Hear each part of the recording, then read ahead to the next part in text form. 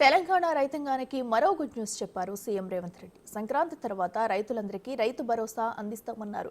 దీనిపై ఏ పార్టీ ఎలా విమర్శించినా పట్టించుకోవద్దని సూచించారు.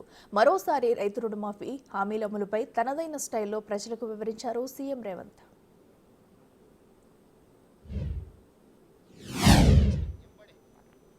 వానాకాలం రైతు బంధును చంద్రశేఖరరావు గారు ఎగగొడితే మేము అధికారంలోకి వచ్చిన వెంబడే చంద్రశేఖరరావు గారు ఎగ్గొట్టిన రైతు బంధును జనవరి నుంచి మొదలుపెట్టి మార్చి లోపలనే 7,625 కోట్ల రూపాయలు మొదటి విడత కాంగ్రెస్ అధికారంలో రాగానే రైతు బంధు పథకాన్ని మేము అమలు చేసినాము. నేను మళ్ళొకసారి చెప్తున్నా, 2023 వానాకాలంలో రైతులకు రావాల్సిన రైతు బంధును చంద్రశేఖరరావు గారు ఎగ్గొట్టడం వలన మేము అధికారంలోకి వచ్చినంబడే రైతుల యొక్క కష్టాలు తీరవడం కోసము 7,625 కోట్ల రూపాయల రైతు బంధు గతంలో బకాయి పెట్టిన వాటిని మా ప్రభుత్వం చెల్లించింది. మొదటి విడతగా 3 విడతలలో 17,869 కోట్ల రూపాయలు 22,22,067 మంది రైతు కుటుంబాలకు మేము మాఫీ చేయడం జరిగింది, వాళ్ళ ఖాతాలో వేయడం జరిగింది.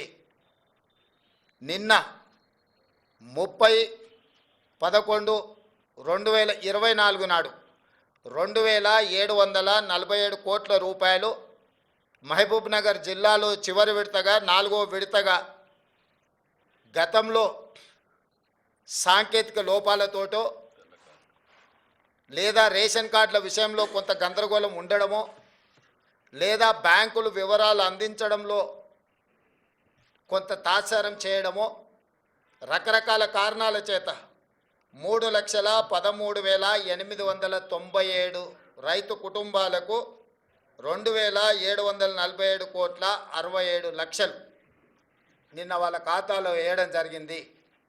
టోటల్గా 25,35,964 రైతు కుటుంబాలకు 20,616 కోట్ల రూపాయల 89 లక్షలు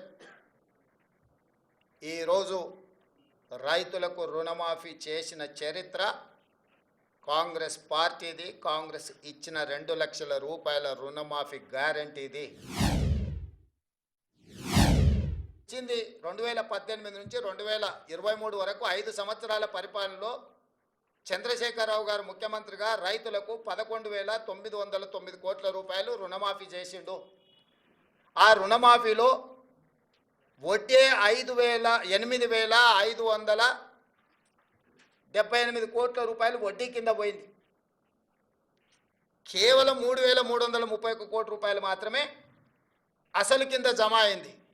5 సంవత్సరాలలో ఆయన చేసిన రుణమాఫీ 3,331 కోటి రూపాయలు. వారు ఈరోజు సంవత్సరం తిరగకంటే ముందే దాదాపుగా 20,616 కోట్ల రూపాయలు రుణమాఫీ చేసిన మమ్మల్ని తప్పు పట్టాలని, దోషిగా నిలబెట్టాలని ఏదో ఊబలాట పడుతున్నారు. ఇది రైతులు గమనించరా? రైతులకు మాటిస్తున్నా, సంక్రాంతి పండుగ తర్వాత రైతు భరోసా మీ ఖాతాలలో వేసేది సోనియమ్మ గ్యారంటీ, ఇందిరమ్మ ప్రభుత్వము. ఏ రైతులు ఎలాంటి మారీచులు సుబాహులు వచ్చి మీకు అబద్ధాలు చెప్పి ఆనాడు పురాణాలలో విశ్వామిత్రుడు యజ్ఞం చేస్తుంటే రాక్షసులు ముఖ్యంగా మారీచుడు సుబాహులు వచ్చి ఆ యజ్ఞాన్ని భగ్నం చేయాలని ప్రయత్నం చేస్తే రామలక్ష్మణులు ఎట్లయితే కాపలా కాసి విశ్వామిత్రుడు చేపట్టిన యజ్ఞాన్ని సంపూర్ణంగా పూర్తి చేసిండ్రో ఈనాడు కూడా మా ప్రభుత్వము రైతు భరోసా కొనసాగిస్తుంది. సంక్రాంతి పండుగ తరువాత సోనియా గాంధీ గారి గ్యారెంటీగా నేను చెప్తున్నా, మీ రైతు భరోసా మీ ఖాతాలో పడుతుంది. ఎవరిని నమ్మకండి. సంబంధమై మాట్లాడడానికి మొన్ననే చెప్పండి, నేను గుజరాత్ గులాంని అక్కడనే పోతున్నా అని. ఆయనకేం అర్హత ఉంది? వారికి ఒక్కటే నా సూచన, 2014, 2019, 2023 3 ఎన్నికలలో నరేంద్ర మోడీ గారు ఇచ్చిన హామీలు మేనిఫెస్టో కాపీలు తీసుకొని మా మంత్రులు వస్తారు. వాళ్ళ తరఫున ఎవరు వస్తారో 11 సంవత్సరాల మోడీ గారి హామీలు 10 నెలల్లో మా హామీల మీద ప్రత్యేకంగా చర్చ పెట్టుకుందాము. మాకు ఎలాంటి ఇబ్బంది లేదు.